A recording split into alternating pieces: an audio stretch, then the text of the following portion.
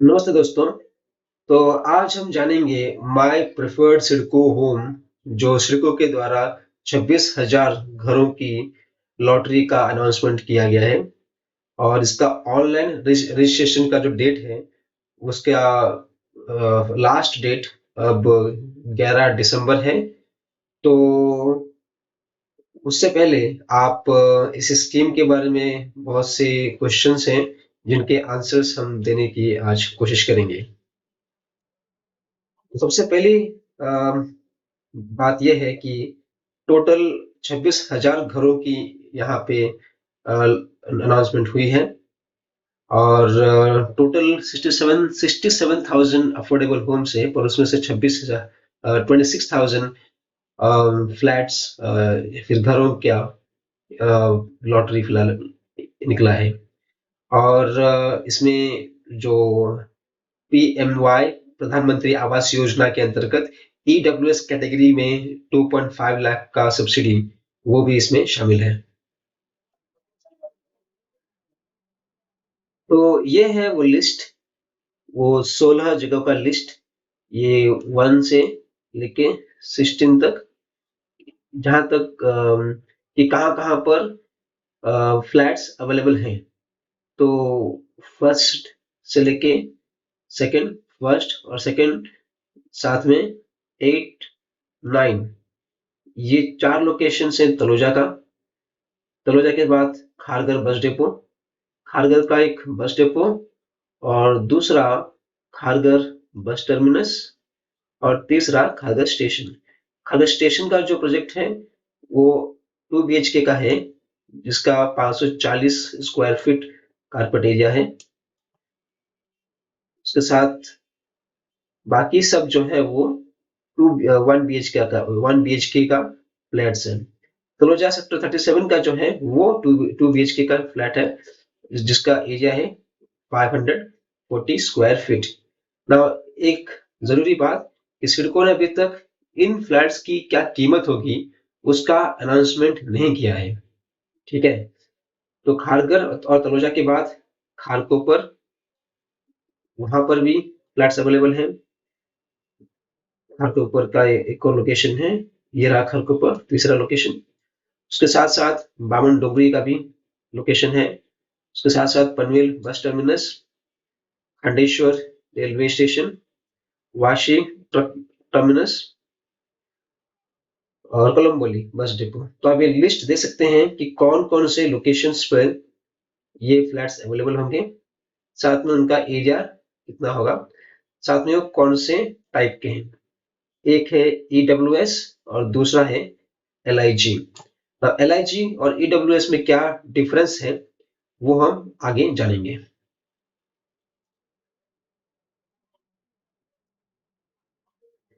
सबसे पहला है ईडब्ल्यूएस।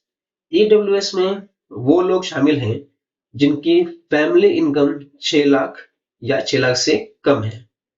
और जो अप्लाई करने वाला होगा वो 18 साल से ऊपर उसका एज होना, उसकी उम्र होनी चाहिए।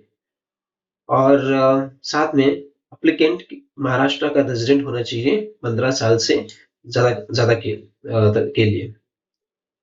और उसके साथ उनका कोई भी एक पक्का घर पूरे इंडिया में नहीं होना चाहिए। तो ईडब्ल्यूएस के लिए इंडिया में घर नहीं होना चाहिए। अब ये जो सैलरी है, इसको लेके जो सैलरी, मेरा मतलब इनकम, जो इनकम है उसके लिए, उसको लेके बहुत क्वेश्चन है कि अगर जो अनमैरिड है, एक अनमैरिड मेल, उसका सैलरी कैसे काउंट करेंगे। तो अनमैरिड मेल के केस में सिर्फ वो अकेले मेल का ही सैलरी काउंट होगा। अगर वो मैरिड है, मेल या फीमेल दोनों केस में, अगर अनमैरिड है तो उसके अकेले का सैलरी काउंट होगा। अगर मैरिड है तो पति और पत्नी, मतलब स्पाउस, दोनों का साथ में इनकम कितना होता है, वो टोटल इनकम काउंट होगा। इसमें आपके पेरेंट्स का इनकम जो है वो काउंट नहीं होगा। ठीक है। और सिर्फ ईडब्ल्यूएस को ही 2.5 लाख का सब्सिडी मिलेगा। दूसरा है एलआईजी। तो एलआईजी के केस में, एलआईजी, वो लोग एलआईजी में आते हैं जिनकी फैमिली इनकम 6 लाख से ऊपर हो। ये जो 6 लाख है ये साल का है, एनुअल इनकम। उम्र 18 साल से ऊपर होनी चाहिए और नई मुंबई मुंबई में उनका कोई भी पक्का घर नहीं होना चाहिए। तो ईडब्ल्यूएस और एलआईजी में मेन डिफरेंस ये है कि ये जब ईडब्ल्यूएस में सैलरी 6 लाख से कम होनी चाहिए, 6 लाख या 6 लाख से कम। एलआईजी में ये 6 लाख से ऊपर होना चाहिए एनुअल सैलरी। और ईडब्ल्यूएस में पूरे इंडिया में घर नहीं होना चाहिए और एलआईजी में नई मुंबई में घर नहीं होना चाहिए। अब नई मुंबई में घर नहीं होना चाहिए तो इसका मतलब ये है कि अगर किसी का घर मुंबई में है, पक्का घर मुंबई में है, तो एलआईजी के लिए अप्लीकेबल है। ठीक है, क्योंकि ये यहाँ बोला गया है कि नई मुंबई में घर नहीं होना चाहिए। ठीक है, तो मुंबई के लोग या फिर नई मुंबई के बाहर जिसका घर है वो एलआईजी के लिए अप्लाई कर सकता है। ठीक है, तो ये मेन दो डिफरेंस है यहाँ पे, एक तो सैलरी की बात और एक कि घर होना चाहिए कि नहीं होना चाहिए, और अगर है तो कहाँ होना चाहिए। एलआईजी के लिए आपका घर नई मुंबई के बाहर है तो आप इस 26,000 घरों के लिए अप्लाई कर सकते हैं। और जो आपका जो ये जो हम इनकम की बात कर रहे हैं वो आपका और आपके स्पाउस स्पाउस मतलब पति और पत्नी दोनों का मिला के काउंट होगा। आपके पेरेंट्स का इनकम इसमें काउंट नहीं होता है। ठीक है, तो जो बात मैंने ऑलरेडी बोल दिया है वही बात यहाँ पर मेंशन किया गया है कि ईडब्ल्यूएस के लिए टोटल 6 लाख का सैलरी 6 लाख से कम होना चाहिए। और फैमिली एनुअल इनकम से मतलब ये होता है कि अप्लीकेंट और उसके स्पाउस का कंबाइंड इनकम। तो इसमें पेरेंट्स का इनकम मेंशन नहीं किया गया है। और साथ में एलआईजी के लिए अब अगर किसी का इनकम है, लेट्स से सैलरी वाला है, तो सैलरी में तो बहुत सारे कंपोनेंट होते हैं। सैलरी में बेसिक सैलरी, डीए, फिर वो बहुत सारे टाइप के अलाउंसेस। तो कौन कौन से अलाउंस का इसमें इंक्लूड किया जाएगा वो मेंशन किया गया है कि बेसिक, डीए और सीएए और ऑल टाइप ऑफ अलाउंस इसमें वो काउंट करेंगे। और medical allowance, washing allowance, education allowance, travelling allowance, canteen, HRA allowance, इन सबको काउंट नहीं किया जाएगा इनकम को जब करेंगे कैलकुलेट तब। ठीक है, और स्पेशल अलाउंस और बोनस इनको कंसिडर किया जाएगा। और ये सारे डॉक्यूमेंट्स चाहिए आपके इनकम को प्रूफ करने के लिए। तो वो क्या हो सकता है, वो इनकम सर्टिफिकेट, साथ में income certificate of the employer यानी कि सैलरी स्लिप वो एक है। तो उसके बाद इनकम टैक्स रिटर्न ये चाहिए। तो उसके बाद आपके पास पक्का हाउस है कि नहीं। तो ईडब्ल्यूएस में अगर अप्लीकेंट मतलब जो अप्लाई कर रहा है उसका स्पाउस और उसके अनमेरिड चिल्ड्रन, एग्जाम्पल के लिए अगर मैं हूं, मेरी पत्नी है और मेरा एक अनमेरिड बच्चा है, मतलब मान लीजिए कि मेरा एक 20 साल का लड़का है और उस 20 साल के लड़के की शादी नहीं हुई है। ठीक है, और अगर उसके नाम पे घर है, ठीक है, तो मैं एलिजिबल नहीं होगा। यहाँ पे साफ साफ बोला गया है कि साफ लिखा है कि अगर एप्लीकेंट जो है उसके स्पाउस और उसके अनमैरिड मैरिड चिल्ड्रन के नाम पे पक्का घर नहीं होना चाहिए इंडिया में। ठीक है, सेम ऐसे ही एलआईजी के केस में जो अप्लाई कर रहा है उसके पति या पत्नी या उसके अनमैरिड चिल्ड्रन के नाम पे नवी मुंबई में घर नहीं होना चाहिए।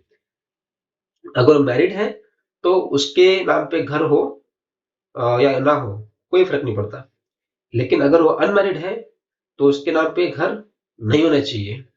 ठीक है, ईडब्ल्यूएस के लिए पूरे इंडिया में और एलआईजी के लिए नई मुंबई में।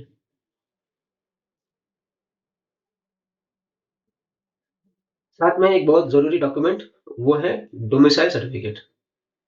अब डोमिसाइल सर्टिफिकेट ईडब्ल्यूएस और एलआईजी दोनों के लिए एप्लीकेबल है।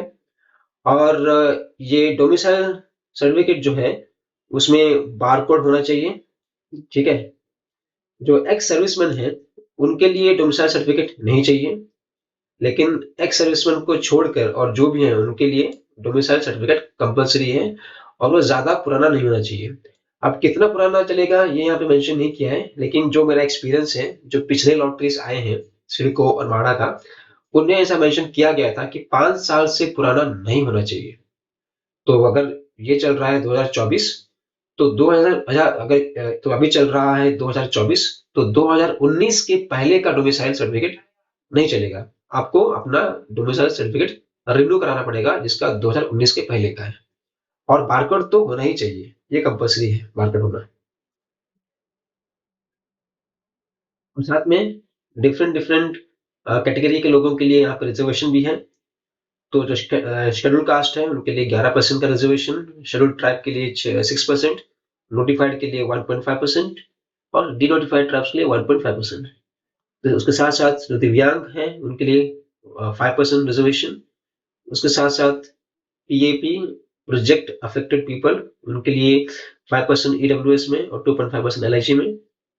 माथाड़ी उनके लिए है, उनके लिए साथ में स्टेट और गवर्नमेंट एम्प्लॉई, एक्स सर्विसमैन, जो रिलीजियस माइनॉरिटी हैं उनके लिए रिजर्वेशन और जर्नलिस्ट के लिए रिजर्वेशन। साथ में जो सिडको एम्प्लॉयज हैं उनके लिए ईडब्ल्यूएस में कोई रिजर्वेशन नहीं है, लेकिन एलआईजी में उनके लिए रिजर्वेशन है। आप देख सकते हैं यहाँ पे कि किसके लिए कितना रिजर्वेशन दिया गया है इस पर्टिकुलर टेबल में।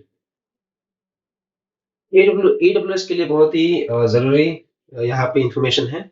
सबसे पहले तो यह है कि पीएमएवाई का सर्टिफिकेट होना जरूरी है।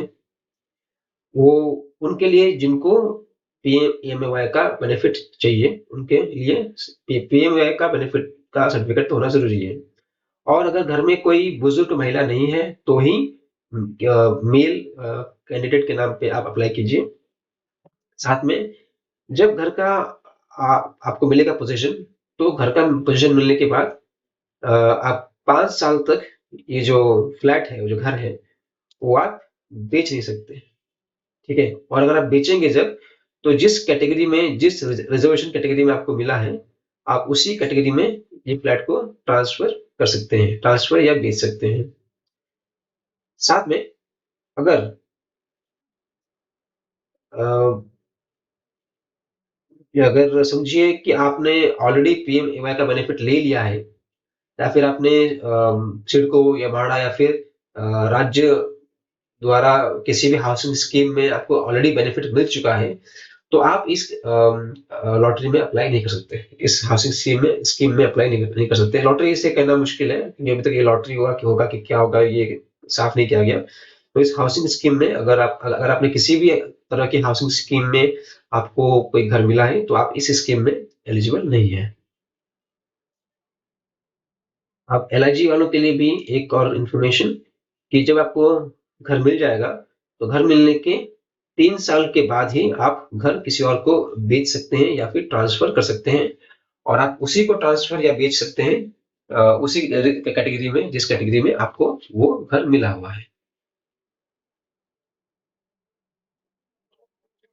तो हमने यहाँ पे देख लिया कि क्या क्या कंडीशंस हैं ईडब्ल्यूएस और एलआईजी कैटेगरी के लिए और कौन कौन से डॉक्यूमेंट की जरूरत है। तो एक तो पीएमएवाई का डॉक्यूमेंट जो बहुत ही जरूरी है, जिनको ईडब्ल्यूएस कैटेगरी में अप्लाई करना है। और डोमिसाइल सर्टिफिकेट तो सबके लिए कंपलसरी है। अगर आपको इस हाउसिंग स्कीम में अप्लाई करना है तो डोमिसाइल सर्टिफिकेट आपके पास होना ही चाहिए। तो वो आप जल्दी से जल्दी बनवा लें। अब हम नेक्स्ट वीडियो में देखेंगे कि किस तरह से हम इस हाउसिंग स्कीम में जाके हम रजिस्ट्रेशन कर सकते हैं। तो वो हम जानेंगे अगले वीडियो में। और साथ में आपको इस वीडियो के ऊपर कुछ क्वेश्चंस हो तो आप कमेंट बॉक्स में पूछ सकते हैं। और इस चैनल को सब्सक्राइब कीजिए ताकि आप इसी तरह के बहुत ही इंपॉर्टेंट वीडियोस का नोटिफिकेशन आपको मिलते रहे। Thank you.